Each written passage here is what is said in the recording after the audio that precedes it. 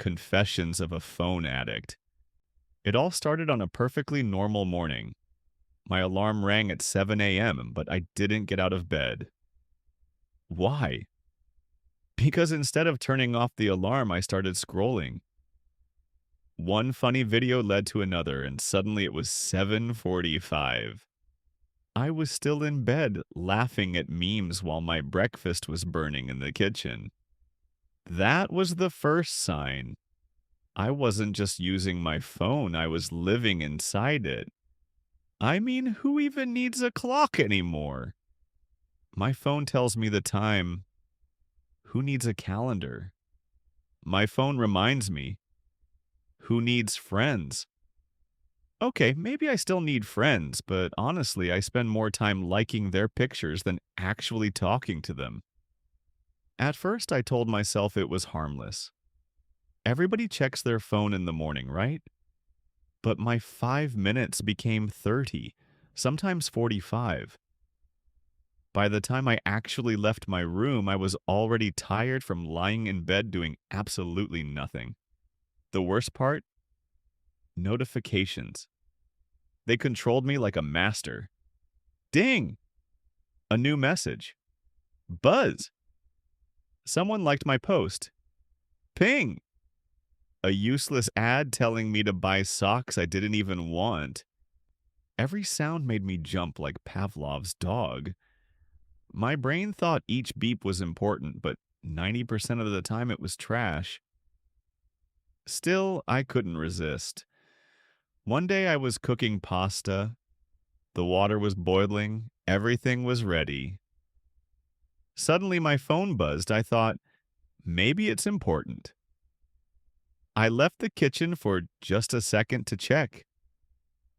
20 minutes later, I was still watching random videos about how to survive a bear attack. Meanwhile, the pasta had turned into glue. My mom came home, looked at the disaster, and asked, "What happened here?" I just pointed at my phone. She wasn't impressed. School wasn't any better. I tried to listen in class, but my phone was always calling me. I told myself just one quick check, but one check became 10. I remember one time the teacher asked me a question about history.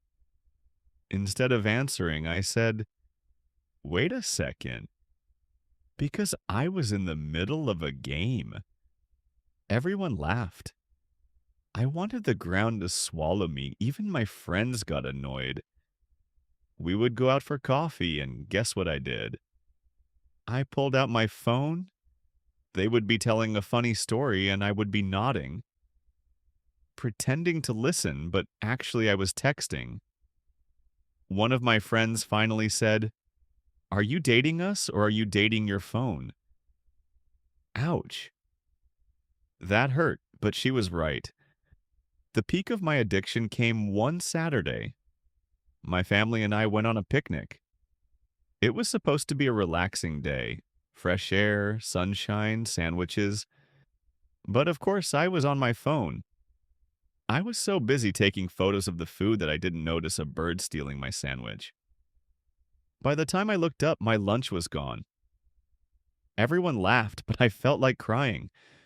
My phone had eaten my sandwich. And then came the darkest moment.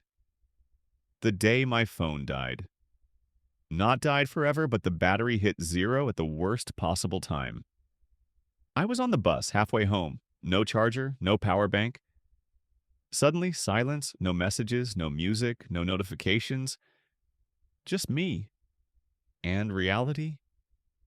It felt like the end of the world. At first, I panicked. What if someone messaged me? What if I missed something important?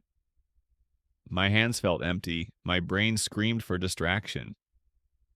I kept checking the dead screen like maybe it would magically come back to life. People around me looked normal, reading, talking, staring out the window. But me, I felt like a ghost. Then something strange happened. I noticed things. I saw a little kid making faces at his mom. I heard birds outside the bus. I even watched the sunset. It was beautiful. I realized I hadn't noticed the world in a long time because I was always staring at a glowing rectangle. When I finally got home, I plugged in my phone like it was a life support machine. The screen lit up again, and my heart jumped with joy. But inside, I also felt guilty. Was I really that addicted? The answer was obvious. Yes. That night, I decided to change. I set limits on my phone. Only 30 minutes on social media, no phone during meals, no phone in bed. Easy rules, right? Wrong. The next morning, I broke all of them, but at least I tried. Slowly, I got better. I learned to leave my phone in another room. I started reading books again, real books with pages and everything. I started talking more with my friends, listening instead of scrolling. My life became not perfect, but more balanced. Still, the phone is always tempting me. Sometimes I catch myself saying, just one quick check. That's how it all begins. But now I laugh at myself because I know the danger. So, yes, I am a phone addict, but at least I'm a recovering one. And honestly, even if my addiction gave me headaches, burnt pasta, and a stolen sandwich, it also gave me the funniest stories. And maybe that's not such a bad thing. Vocabulary time. Now let's check some useful vocabulary from this story. Confession, when you tell the truth about something you did. Harmless, not dangerous, or not serious. Resist, to stop yourself from doing something you want to do. Swallow, to make food or drink go down your throat. Distraction, something that takes your attention away from what you are doing. Glow, to shine softly with light. Tempt, to make someone want to do something, even if it's not good. Catch myself, to suddenly realize you are doing something without thinking. Great. Now you know some new words and you can enjoy the story even more. Thanks for watching. Keep learning, keep laughing, and see you in the next one.